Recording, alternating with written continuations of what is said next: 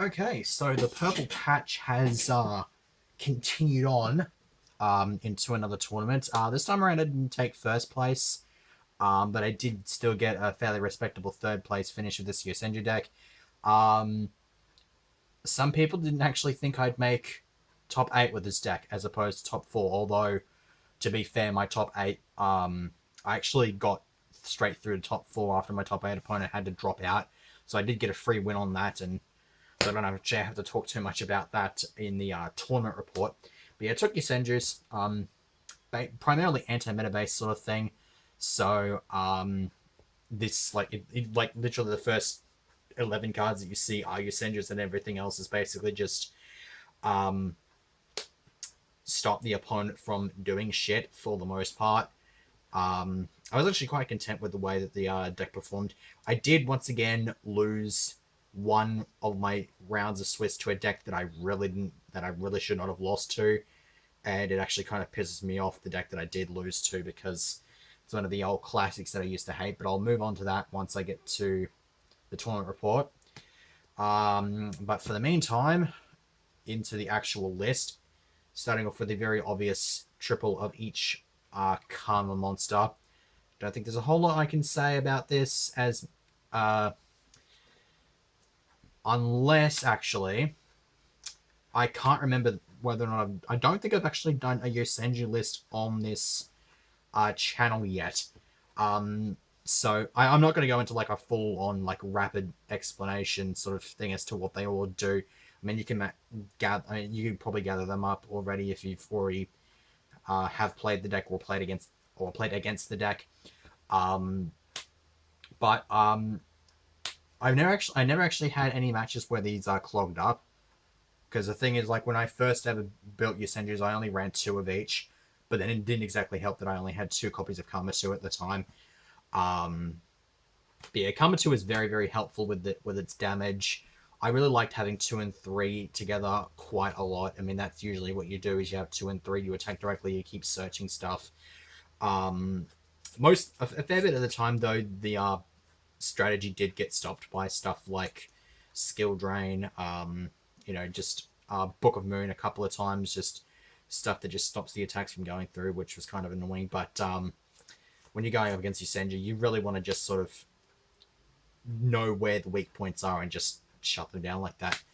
And then playing the very obvious 2 copies of Sujik, I would say honest, but it's more like a Qliphort because it just adds its own attack to any Yosenju monster. So yeah, didn't use a whole lot of Karma 1's effect though. I think I used it maybe twice or 3 times or something like that, but it wasn't a fairly commonly occurring thing.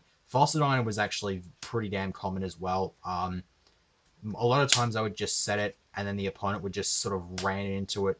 They just pretty much overextend and then ram into it. I did unfortunately have one situation where I rammed into this, got rid of their Xyz monster, which immediately made their Dark Iron Dragon live, and so they blew up all my back row because I was under a trap stun, which was really, really bad. But aside from that, it put in a fair bit of work. The only times it didn't was when the only time it really didn't was when I opened with it turn 1, and then the opponent responded with a Dark Hole, so it was kind of shitty about that. Max C, really, really good. I had this along with Falsidine in one match, so I basically just kept plussing off of him, and then as soon as he made his, like once he had his board established, I had a handful of cards, and then he just ran into the Falsidine, so it put me like so far ahead in the game. Just that combo was really, really nice. I just like this too, especially like when I've run into something like some kind of mass destruction, like a Mirror Force or something like that. It just helps me get stuff back. So just add back my lost card advantage. Then the one Thunder King, it does what Thunder King does.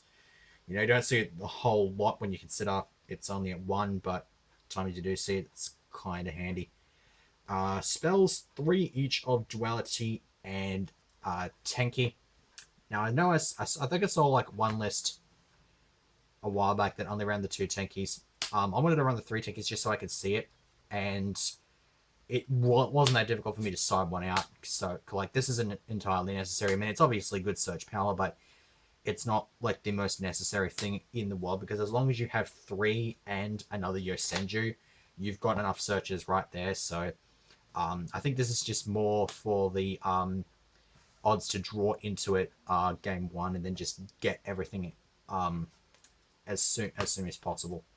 So, and the dualities, obviously, you're not special summoning a whole lot, so why the hell would you not run multiple copies? Only other spells I'm playing are the 2 Dark Holes and the Raigeki. I kind of took a bit of a I kind of took a bit of a leaf out of the White Swans book and tried to prioritize mass removal in this deck. So I went for the full trio of just blow shit up, basically fuck this buttons. And they were actually pretty damn useful. Like, I'd open with these, I'll at least open with one of these 3 cards a fair amount of the time, and they were actually pretty useful in getting me a bunch of the wins and getting me through to where I eventually ended up. So I was pretty happy with those. Continuing on with the mass removal theme into the traps, playing the 3 Mirror Force along with the 2 D prisons. If I could take these D prisons out and replace them with Mirror Forces, I totally would. That being said, D prison is good in its own. It has its own merits, of course. I played 2 Qliphort rounds out of my 5 rounds. I played 2 Qliphorts, and D prison was very useful against both of those. Just keeping stuff out of the pendulum, also out of the extra decks. So that's pretty good. Mirror Force, obviously, just more mash removal, just blow shit up. Double Trap Chapel Nightmare.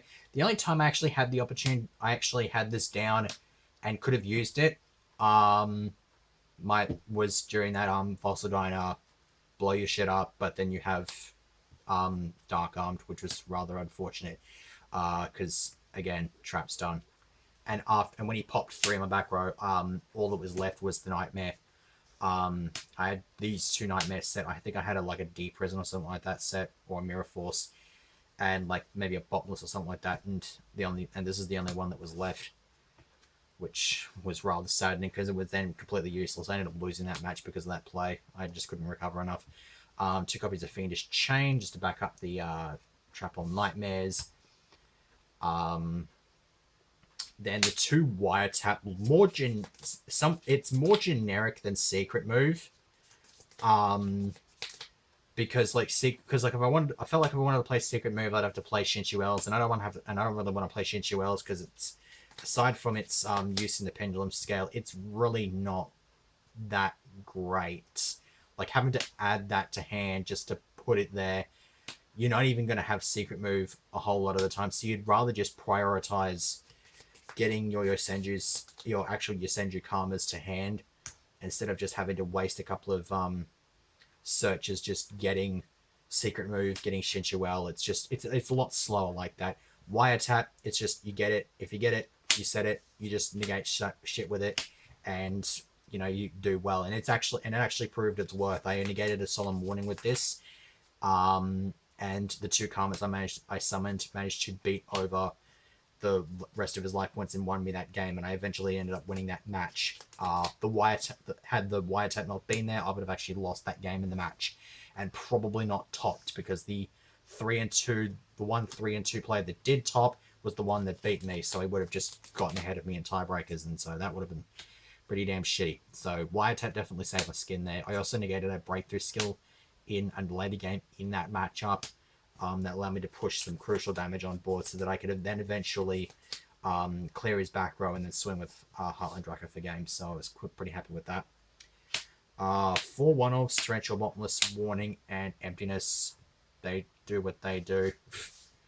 I was quite happy to see Bottomless and Warning against the Qliphort matchups in particular. Particularly round 1. I was very happy to see that hang around. So I can't really complain about that too much. Like, I've managed to keep monsters off the board for the most part, so that was pretty good. Extra deck, only rank 5. Everything else is rank 4. And of course, you run this, you got to run this. So then I had Dark Rebellion. Should probably go through whether or not I summon these. Never summoned any of these three. Exciton, I did not summon, which is how it's actually kind of pissing me off, this card. Whenever I have it in the extra deck, I never actually need it. The moment I decide to take it out, I find myself in a situation where I need it. It really kind of pisses me off. So if I just stuck with one or the other, then eventually it'll find its worth. And I think it's better off that I actually ran it, because, yeah, better to be safe than to be sorry. Heartland Draco I dropped twice. I dropped it in the top 4 matchup. Problem is my opponent managed to get rid of my Tenki, so it could actually so that he could swing into this damn thing. Aside from that, the other game I got this in was the game I won in round 4, I think it was, against the Bujin matchup. Tiger King, I summoned this in a grand total of once. I actually got the Tenki that was hopefully going to keep my Heartland Draco safe for one more turn while I swung until the Slip Rider came down.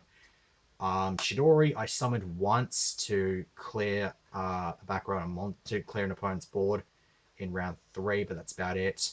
101, I saw once for protection. I think it's about it. Castell, might have seen this once. I'm not entirely sure. Kangorgan, never made an appearance. Neither did Nibistwella. Crazy Box, I actually summoned this thing twice in one game, because very first game I played in the first round, I got put under a skill drain, and so I summoned this. He compulsed it, I think. He either compulsed it or he used Carrier, and sent it off, but I managed to get 2 monsters back on the board and then re-summon it, and then basically just beat for 3k for game over his skill drain, which I was pretty happy about. Played Ragnar Zero. This is good against Bujins. I actually really shouldn't have gotten this thing's effect off. Like, I only used its effect once during my turn. I really shouldn't have gotten it off, because the opponent literally just ended up forgetting about his Bujingi hair. That's literally the only reason it got through. That being said, though, I probably should have also gotten it off. Like, I should have gotten it off once, but at the same time I shouldn't have, because, like, he probably should have haired in response to the first one, but as soon as the next turn comes, I probably should have blown up one of his other monsters, because I think he ended up following that up with, like, a Castell of his own and just blowing it away. Or either that or something else. No, he used the Castell to blow away Light Mirror, because I had that on board. But yeah, Ragnar Zero was kind of useful. Got me that extra draw. I actually drew into the wiretap, now that I think about it. Cowboy, this actually put in some damage, put him within range of me hitting him with Heartland Draco, and so that's how I won that game. And then lastly, the Harpy's Pet Phantasmal Dragon, which, if I'd known, basically when I made the Tiger King play, I did it to add the Tenki so that I can add a Karma 2 and then bounce the Karma 3 that was on the field back to hand, so that I had the 2 and 3 combo. If I just used all 3 of my Karmas and made Phantasmal Dragon and just sat with it, the only way my opponent could have gotten out of it, this is in the top 4 matchup, by the way, the only way my opponent would have gotten out of it is with a mass removal card, like Dark Hole Regeki or something like that. That probably would have actually won me the match. So it was kind of my screw up that I didn't play that. If I did, I probably would have won the match. And in retrospect, like, after the match, of course, you realize, he actually didn't have the Regeki or Dark Hole, so I would have won the match. But of course, I didn't know that. I went for the safer route and maintained some kind of a hand advantage so that I could back up in case he did have the mash removal. It is what it is. You can't exactly predict what your opponent's going to do. Anyways, for side deck, starting off with the hands. Hands were actually pretty damn useful against Qliphorts. I believe I got some good use out of them against the Bujin matchup, and they kind of sucked up against the Kozmo matchup, in all honesty. I tried to get rid of back row, but they're really not that great. And you can only really get rid of Slip Rider with them. So I think the only reason I wanted them is just because in case he cited floodgates to stop me, but I think for the most part, um, the siding into the hands for that matchup was not very correct. I didn't in retrospect, it probably wasn't a great idea. It was good against Qliphorts, though. Very good against Qliphorts. One flying C because I just wanted a 15th extra deck card. I probably should have gone with something that may have been more influential against something a bit more meta, but whatever. Turns out there actually was a BA player there, so I could have easily gotten him, and then I'd have had some use for the Flying Sea. Then 3 MSTs, 2 Prohibitions. This is just based on a hunch. Like, I only cited this in for one matchup. I didn't see it. It wasn't really that useful. Like, it was like generic, but the problem is, I wanted to focus stuff that was actually going to be good against certain matchups, and so this just ended up falling by the wayside. The main reason I wanted to run this was just in case somebody decided to be a troll and run Sigh frames, because in my opinion, this is one of the 2 best cards to deal with Sigh frames, the other being Mind Drain. But while Mind Drain stops shit from happening in the hand, which I mean for the most part, that's kind of what happens, Prohibition is faster because you can activate it on your own turn, and if you activate this and declare Sigh frame driver, that's basically taking the manliest man on the planet, like the most blokish, tough nut son of a bitch, fucking like bloke you could possibly get, and then just chopping his dick off. I don't know how else to describe it. It was kind of stupid, but that's basically what happens if you Prohibition declare Sigh frame driver. The Sigh frames literally just fall into a heap and die, provided they don't have either MST or the Delta in their opening hand to negate. Then I had the 1 defissure and the 1 macro. I didn't cite this in a whole lot. I didn't main the macro either because my meta does contain a couple of Kozmo players, and I don't want to have to deal with freaking Kozmo because this like as long as Kozmo Town's around, macro just really doesn't hurt them that much because they can just get all their shit back anyway. So it's really not that great in that matchup. So I figured I'd just cite it and only use it against matches that I figured that it'd be good against. Lastly, the triple Light Imprisoning Mirror. To be perfectly honest, it might have been a bad idea to take one of these out as well as the Flying Sea and put Shadow Mirrors in, because on top of the BA player, there was also the player that I lost to that was running, dare I say it now, Dark Worlds. Yeah, now you know what I'm talking about. I'm kind of a bit salty about that, but if I had a Shadow Mirror, that match would have probably gone a little bit differently. But the light mirrors were still useful. Like, they were good against the Bujins. They were good against the they actually weren't good against the Kozmo because I only found it once and he immediately MST'd. So that was rather unfortunate. But yeah, I'm not going to complain too much. I mean, I probably should have won top 4, at least gone to top 2. Because the other person who made it to top 2 was running some kind of a gear deck. So with this, it would have been grindy, but I reckon I would have backed myself to win the tournament again. But unfortunately, that is not quite the case. So how I actually did do, though, now that I'm actually the part where I tournament report, round 1 I got Qliphorts. Game 1 was, of course, the skill drain, which I just counteracted with Crazy Box and won that one. Game 2, he towered me, which was rather saddening. Game 3, I basically just... And every time he made an attempt to attack, I just had a battle trap to stop him. And then basically just went Karma 2 3 beats and won that game. Round 2, I had the Dark World matchup. I got eradicated for all my traps game 1, and that basically screwed me over. And then game 2, he bricked, and I basically just beat the shit out of him with Karmas. And then game 3 was very damn tight. I had hands. He kept banishing my shit with Dark Smog. It was actually very annoying. It was very, very grindy. He eventually ended up top decking the Torgon with like 3 cards left in deck. And then I basically just ran out of monsters to protect myself. I basically tried to sponge until he decked out. I couldn't do that, so I ended up losing that match, which was kind of depressing. Round 3, though, I played against Destiny Heroes. Well, I think, well, it was primarily Destiny Heroes, but I think it was just more like I synchro summon lots of level 8s, primarily Red Dragon Archfiends and stuff like that. Game 1, I did I opened up the Max C Fossil Diner, so I plussed off of his plays and then basically took all of his plays off him with the Fossil Diner flip. Game 2, he did the Trap Stun, ran into Fossil Diner, which made his Dark Arm live, so he just followed that up and ripped my back row apart, and I just couldn't do anything.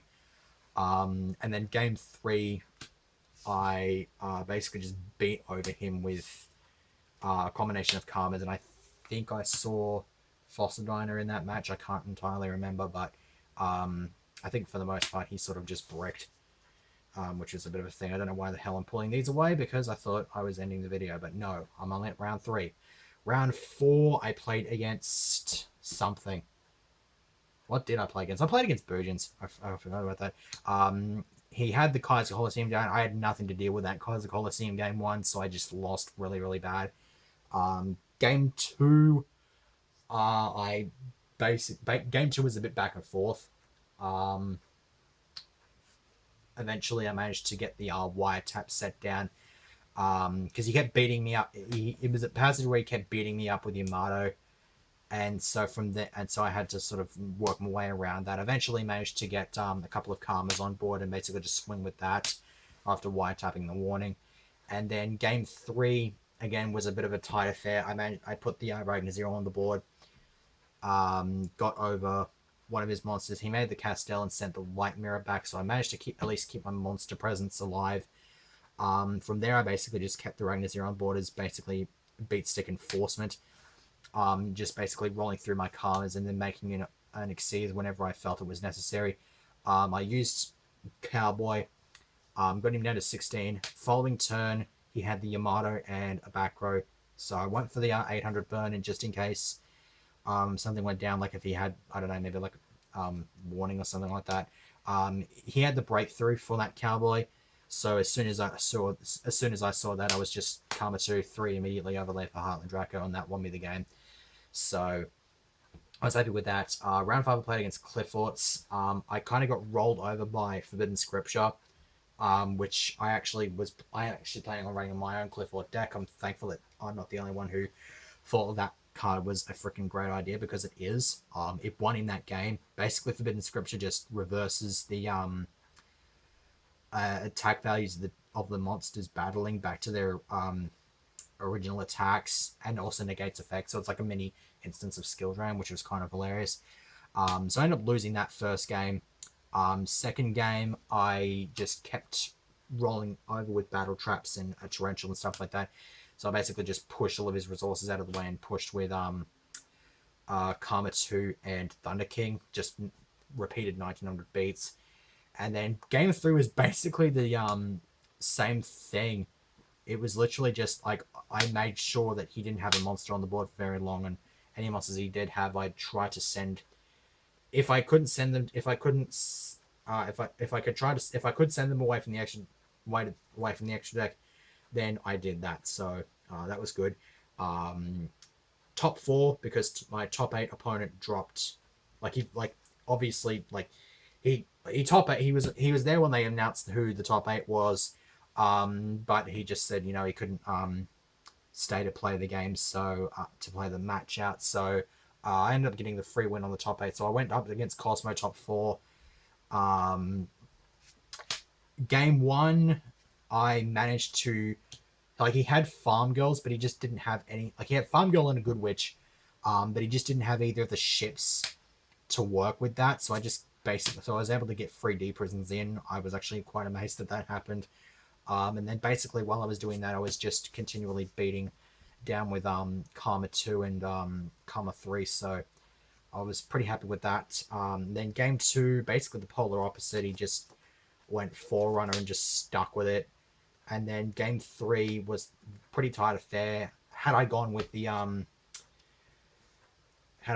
Phantasmal Dragon, then things would have been differently, and I would have made the final. And who knows, I may have actually ended up going 3 tournaments in a row first place. That would have been kind of hilarious, but oh well, tough luck. Instead, I made the Tiger King maintained hand advantage. I made the Heartland Draco. It was literally just that second slip rider that saved him, because otherwise, because like without that additional slip rider, Heartland Draco would have been safe from attacks, and then I would have been able to just go in and swing for the 2k. Except I think he might have been left on about 50 life points because of Forerunner's effect. So, yeah, I think I'd just like leave it to the whole, once again, that thing would have won me the match. Ultimately, it did not see any play, which was rather unfortunate. But that is what that is. So I managed to, when in between rounds, however, pick up one more copy of the Black Stone of Legend, which means that I can actually now build my Red Eyes deck. That's actually the reason I'm doing this tonight instead of doing this tomorrow morning. That, and I don't switch my computer off anymore, so I can just leave it to upload overnight. But yeah, I can build my... If I can find the damn thing. I can now build my Red Eyes deck. So I will probably use this at my Thursday tournament, and I will probably do the deck list regardless of how well I do. So until that point, or until the next video I do, that, I don't know, maybe I'll do LPs. No, not likely. I'm a bit lazy on that one, but whatever. But yeah, see you for whatever it is that I do next.